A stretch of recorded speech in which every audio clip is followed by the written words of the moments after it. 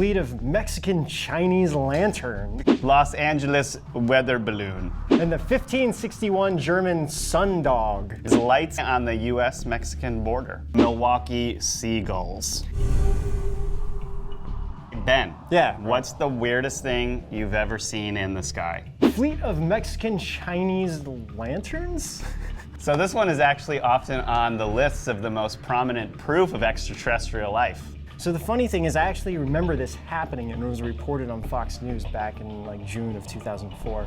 I actually thought this was it. Like when this happened, I was like, this is gonna be the huge disclosure that everyone is like waiting for. Look at that video. Yeah, I know. And even the Mexican government came out at the time, wrote a letter to the US like demanding what is going on. And they thought like maybe this could be like some US secret planes or whatever that were flying around. Sure. I actually don't remember this happening, but this footage looks just like totally nuts. Like what could that possibly be?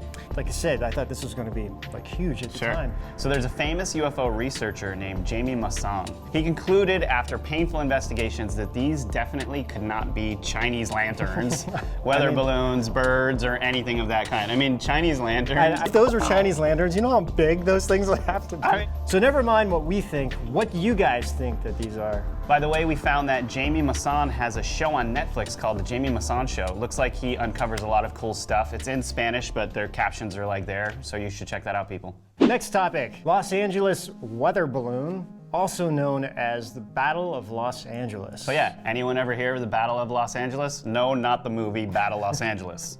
The Great Los Angeles Air Raid happened on February 14th, 1942, and ended in the wee hours in the morning on February 15th, which was seen by at least about 1,000 people. So an unidentified flying object was seen over the skies in Los Angeles, causing an anti-aircraft artillery barrage over the city. Air sirens went off and chaos ensued. 1,440 rounds of ammunition were fired at the UFO, and even though the ship was hit to this extent, no fire was returned at all from the ship, whatever the thing was. Los Angeles erupted like a volcano, and confusion just ensued everywhere. So some reports said since it happened 3 months after Pearl Harbor, it was confused for a Japanese airship. And then some other reports said it was a weather balloon. This went on for hours, and newspapers at the time also recounted this as a potential alien invasion, even including the LA Times. Why were 1,440 rounds of ammunition fired at a weather balloon? I mean, that's just... Why didn't the weather balloon go down quickly? Okay, if it was a World War II enemy ship, why didn't the ship go down? And why didn't it fire anything in return? The other thing that's crazy is that at least 3 people were reported killed, and a lot of other people were hurt from like falling debris and ammunition and everything else. Another thing I heard is that after whatever was in the air, people say it just started hovering back over the ocean, and it just like went back into the ocean. Oh man, and there's all that talk about that alien base underwater in LA. I mean, the next one is kind of one of my favorites on the list. It's the 1561 German Sundog. So what in the world is a sundog? Because when you told me this, I was like, what? Well, a sundog is a bright spot to the left and to the right of the sun, which makes it look like it has a halo around it, similar like this image here. Oh, okay. I think I've heard that phenomenon. I just didn't know it was called sundog. So Rob, what do you think that this old drawing looks like? I'm gonna go with Raging Sky Rave glow sticks. Looks like Pez dispensers and those gumballs that you would get out of those quarter machines as a kid. Maybe some hot dogs in the sky. Right. So imagine being in the medieval times and seeing this one morning as soon as you wake up. It's like you walk outside and you're met with this crazy scene. So this was documented by Hans Glosser, who was an early journalist and was seen by many people in Nuremberg, Germany in 1561. So part of what Hans described was that a violent battle took place in the sky for over an hour with blood red crosses, globes, and then described a giant black spear-like object which was very long and thick, and it pointed west. I mean, it's very specific, right? That's what you see in the bottom of that big black thing. Yeah. It's like a star destroyer. A black star destroyer. Yeah. So Hans then talked about that when this conflict was most intense, and I quote, "They became fatigued to such an extent that they all fell from the sun down upon the earth, as if they all burned, and then they wasted away on the earth with immense smoke." Sounds like a weather balloon.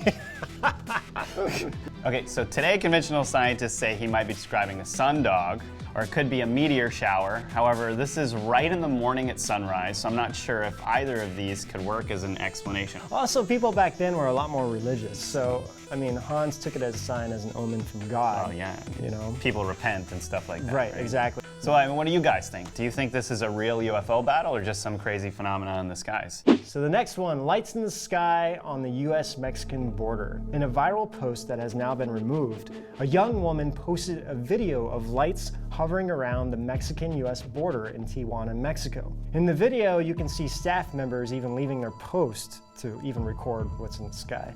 Okay, so this video that we're looking at is a repost of the original, right? And the interesting thing is how all of these little things all seem, they seem random at first, but then they all slow down and make some kind of like intelligent triangular formation, yeah. Yeah, I mean, even cars were slowing down and some drivers were getting out and also recorded, you know, from their phones what they were seeing. So the interesting thing is the fact that this was taken down. I mean, yeah, that's the curious thing. And it was actually posted on two things. It was posted on Facebook and then it was reposted on Instagram. Both were generating like a huge amount of comments. I think Facebook had 30,000 shares at the time, and then all of a sudden it just disappeared. How many times do we see this? Like, it's one thing if that thing is allowed to be up and people are just keep commenting on it, whatever. It would actually appear less suspicious if it just stayed up, but then the fact that it's been taken down, I mean, we see this so many times in so many different videos, right? The Milwaukee fleet of UFOs, which they call Seagulls, flying around. Okay, during a live Fox News feed, a massive amount of lights were seen flying in the air in random patterns in downtown Milwaukee. The funny thing, even the news anchors were completely at a loss for words, in which one of them thought them to be fireworks until she was so at a loss for words, she was just like, aliens? What's that? In a kind of not completely joking way either. Aliens? I don't know. So later, Fox News came out with a statement that these are seagulls flying around in the air, which might be due to a slow shutter speed from a camera, and they're giving off light. I mean, this is crazy. Yeah, I mean, come on, lights from birds caused by shutter speed from the camera? Yeah, that makes total sense. This has got to be one of the most ridiculous, like, explanations for what these things are. I mean, I'm a professional photographer, right? I mean, if I ever had a photo of a bird, or of a light coming off of a bird, I mean, that thing would go viral in a heartbeat. Yeah, for sure.